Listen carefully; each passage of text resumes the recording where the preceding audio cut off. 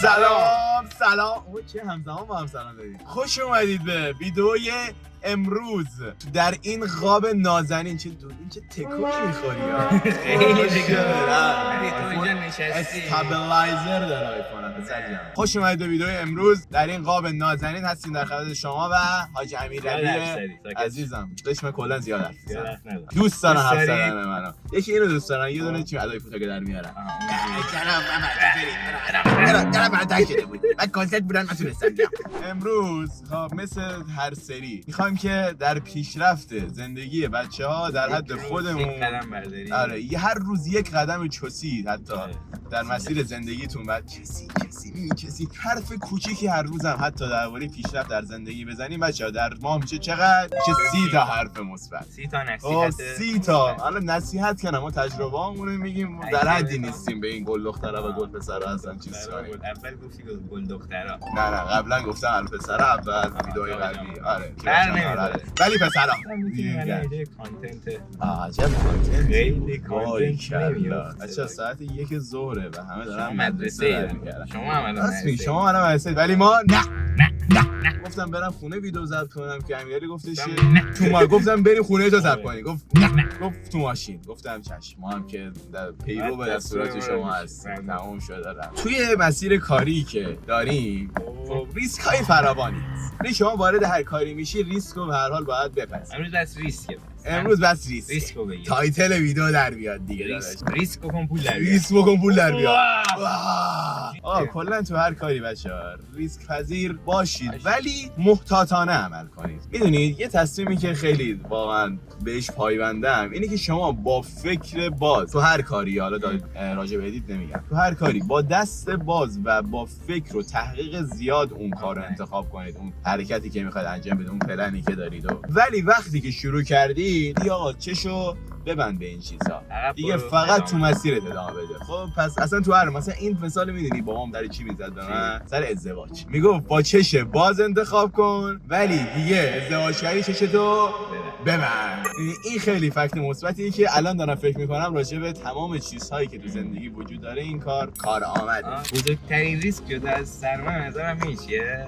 زمان. بچه‌ها وقت از طلاست. توی عربی هفتم بود چی میگفت الوقت من ذهب. خب پس چی شد؟ با چشم باز تصمیم بگیرید، با چشم باز انتخاب کنید و وقتی که کارو شروع کردید شما تغییرتون رو کردید دیگه، میدونید که اون کار مثلا با چشم باز تصمیم گرفتید اوکی اون کار دیگه هر چی پیش اومد ادامه همینجوری انقدر ادامه بده تا موفق شی. مثل کار من تصمیم گرفتم دیلی شروع کنم و الان دیگه فقط دارم میذارم ویدیو. یک محتوایی برای ارائه داریم دیگه، یعنی یه صحبتی میبینید منو. یک نکته هم یک نکته. الان امروز چی یاد گرفتی آقای امیرعلی؟ ریسک پذیر که باشی، چشاتونو با چش باز انتخاب کن. چشاتونو باز کنید. چشاتونو باز کنید. چشو باز کن. دید باز انتخابتونو بکنید. وسیع. همه چیو بزن. کدوم علاقته، کدوم عشقته، کدوم نمیدونم دوست داری اینو ادامه بدی، این توش کاره چیز داره.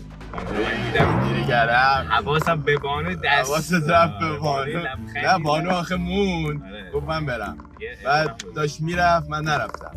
ولی گفتم نه به بانوها احترام بذاری ولی وابسته نشوی. این مهمه آقا تو این زندگی به هیچ بنی بشری شما وابسته نشه. وابسته نیستی اسم مؤنث. رفیق‌ها یه جای خودشون رو ثابت میکنن، واقعا کارش 20 تاشه. واقعا هیچ کس تو این کامیونیتی، حالا من به شخصه ندیدم، من ادعا فقط دارم بچه‌ها تو تایم کم واقعا میگم بهترین کوالیتی کسی نمیتونه واقعا کیلش چون داداش من 3 سال جدا از پوتی 3 سال هر روز دقیقه 90 هر روز کار کردم دیگه باید یه حرفی بزنم دقیقا اینه.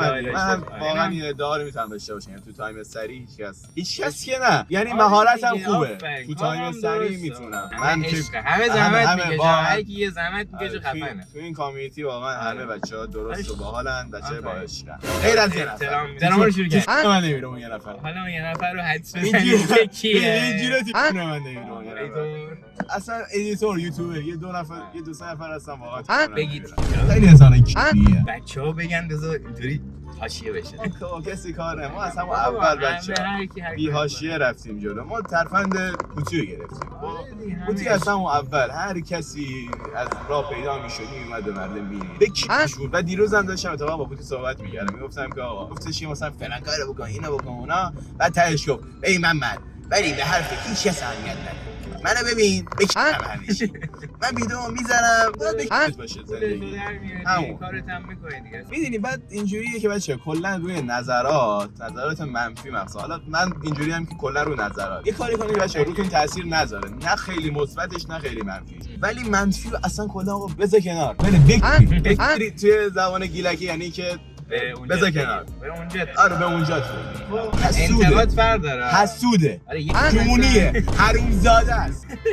هر کس به توی خوشگل پسر و خوشگل دختر نظر منفی بده سمش کی مثلا میاد نمیدونم صدا فلانه، اونو باید اصلا عشق کرد، چون داشون طرف میاد ویدیو رو میبینه، تو مثلا این ویدیو رو میبینی کامل انتقاد فرق آره میکنه. دل چیز کنه. من اینجوری میشم، من مثلا با یکی حال میکنم دوست دارم ازش انتقاد کنم، ولی باید انتقاد کنی چون طرف میبینه میگه آقا انتقاد داره پیشرفت کار لازم، این انقدر منو دوست داره، میاد میگه آقا اینو اینجوری کنی خیلی خفن میشه، هم تو ادیت هستن باشه انتقاد محترمانه. آره دیگه اینو من بیشتر قبول دارم. آره نه که بری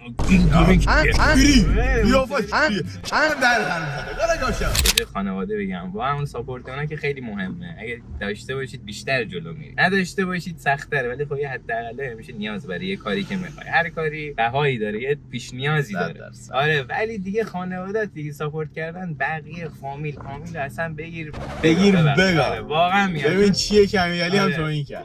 من اصلا آدمی نیستم تو این کار، اصلا تو دهنم لاغر خوش نمیشینه، تو پابلیک تو این نمیکنه. من تو دهنم خوش نمیشینه، مخصوصا این نکته هم خیلی مهمه که آقا کلا اصلا هر کاری شما میخوای استارت بزنی شروع کنی پیش خود نگه دار، هر چی کمتر آدمای مختلف بدونن بهتر. خب یعنی اینو انقدر بچگی پدر مادرم تو گوش من فرو کردن که گفتم آقا هر موفقیتی مردم چش آقا ما تو ایرانیم، بدی ما ایرانی‌ها خودمون رو داریم میگیم آقا ما ایرانییم دیگه، بدی ما ایرانی که آقا چش دیدن همدیگه رو نداریم. خب خیلی همون نمیگم همه ولی خیلی همون هستیم که آقا چش دیدن پیشرفت همدیگه موفقیت همدیگه رو نداریم. باید شروع کنیم دیگه، نسل جدیدیم دیگه، باید کم کم این چیزو بکنیم که آقا از پیشرفت هم خوشحال شیم. به خدا آقا از پیشرفت همدیگه خوشحال شیم خودمون پیشرفت می‌کنیم. اون سطح فرهنگیه وقتی میاد با انرژی دیگه برمیگرده بهش. نکنید که هیچ وقت انرژی منفی اینا نفرستید. انتقاد فرق داره، کار نداره. انرژی منفی اصلا قشنگه.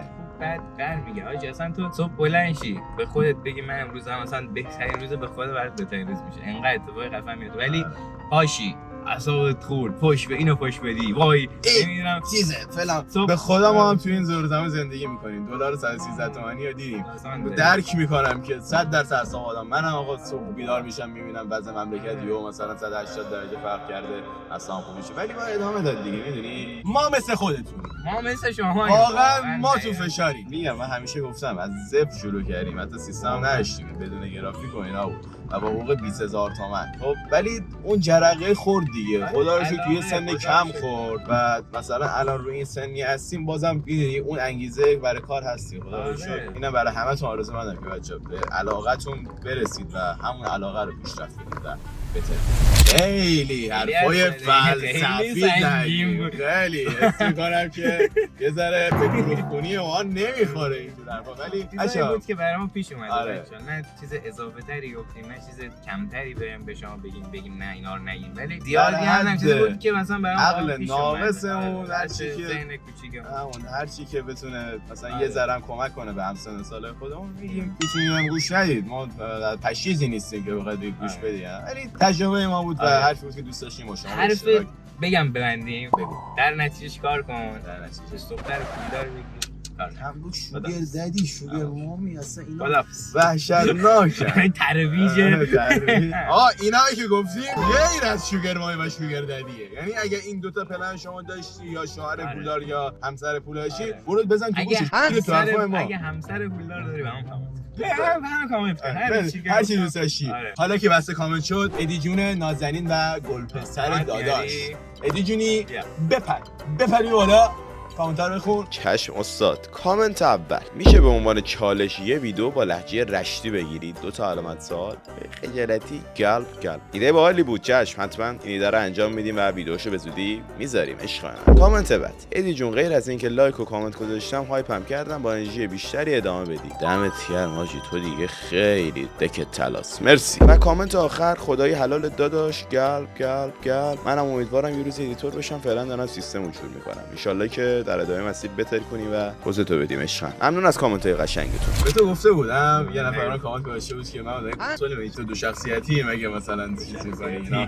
و یکی بچه‌ها کامنت گذاشته بود که حال کرده با این و گفت به این نظر انرژی مثبت توی کار می‌کنه. آدم گفتش خیلی هم باحال و بانمکه. باحال میگه. من عاشقتونم. من کوچیکتونم، کیتونم، عشقتونه و مرسی از اینکه نه من کیتونم تو عشقش.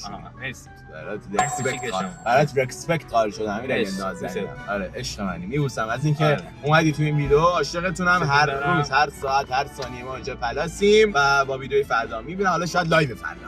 مرسی از این ویدیو دیدید. فعلا خدافظ.